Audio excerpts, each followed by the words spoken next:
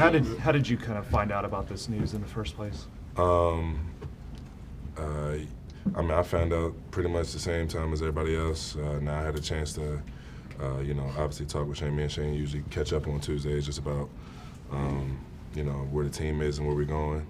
But yeah, I pretty much found out the same way everybody else did. Like social media? Yeah, I guess, but I don't really play offense, so it's not really my. So you've been a big supporter of Anthony, and I'm sure you probably still are, but how do you help him through this as one of the captains? The reality of the situation is, it's just, unfortunately, it's a part of his journey, it's a part of his process. I called him and talked with him yesterday when the news came out or whatever.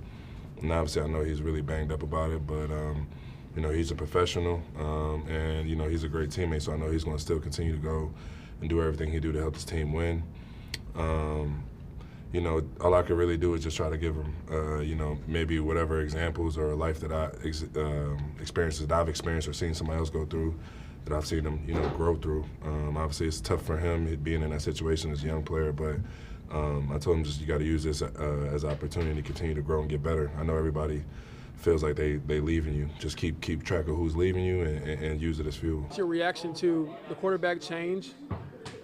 Obviously, it was kind of shocking. I mean, it caught me off guard, and that's the good and bad thing about football is there's like opportunity and for everybody, and like I don't think that this is over. I mean, I think that he's going to come back better from this. But when your head coach says that he can't predict whether he'll ever play again, and it's just a hope, I mean, does that give you faith that it is going to work out for Anthony?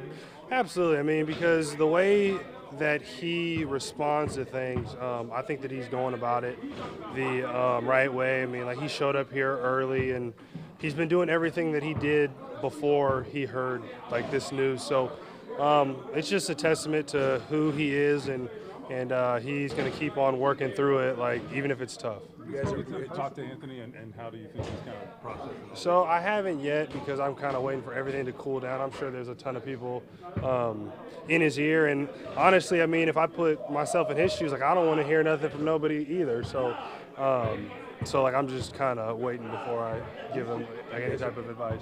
You guys are 4-4, right in the thick of things. How do you switch gears here and focus in on this game against the Vikings coming up?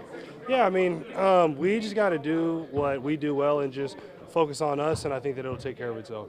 Having an opportunity to look at the Vikings defense, they obviously like to do a lot of interesting things, blitz a lot of disguise. What are your impressions of preparing for what they do defensively? Well, I know they like to fly around, and, they're bringing pressure almost every play. So, we got a good game plan in and just prepare for it. And as running backs, we got to be physical and, protect the quarterback. You guys have been good up front with this offensive line. How much confidence do you guys have in the combination of the offensive line plus the run game, what you guys are able to do? We have a lot of confidence. The scheme is great. At the end of the day, we just have to go out there and execute. But, the O-line has been great all year. We've been able to run the ball, continue to protect the quarterback. So come game day, we really just have to be efficient. Having an opportunity for yourself, Tyler, in that time that JT was out, now having JT back, how multiple can you guys be in the run game with being able to complement each other? We can be very effective. I mean, we all bring something a little different to the table, but, behind that great offensive line, once they create lanes, I mean, then our run back instincts just kind of take over. So just really being able to keep each other fresh and just go out there and, make the big plays. How do you describe their defense? They pride themselves on, trying to, a lot of confusion, a lot of misdirection type of things. Absolutely. They got a lot of moving parts. They got a lot of good players. Our job is, try to do our job to the best of our ability no matter what look we're getting, and just try to execute the game plan as best we can, knowing they're going to throw stuff at us that we probably, hadn't seen in previous weeks. And, it's just new stuff, new opportunity, so we got to go out and attack it. When you are going up against a defense that does like to do that much disguise, how beneficial is it that you guys have such a veteran offense collectively? Oh, it's very beneficial. I mean, there's a lot of times, you'll see a look that you've gone against before. It might have been a while, but you've seen it before, and, you know, it allows you to accelerate your vision, you know, see the next thing coming, just keeps you a few steps ahead. And, you know, football is a game of inches, and the quicker you can see things, the quicker you can predict things, and, you know, the quicker you can be on your routes, on your throws, on your blocks, stuff like that. So it's just all around beneficial. Know that you are obviously preparing for their offense, but a familiar face on their defense, Stephon Gilmore, a guy that you shared this locker room with. Just the opportunity that you had to play with Stephon, just the impact that maybe he had, the amount of respect that you have for Gilly.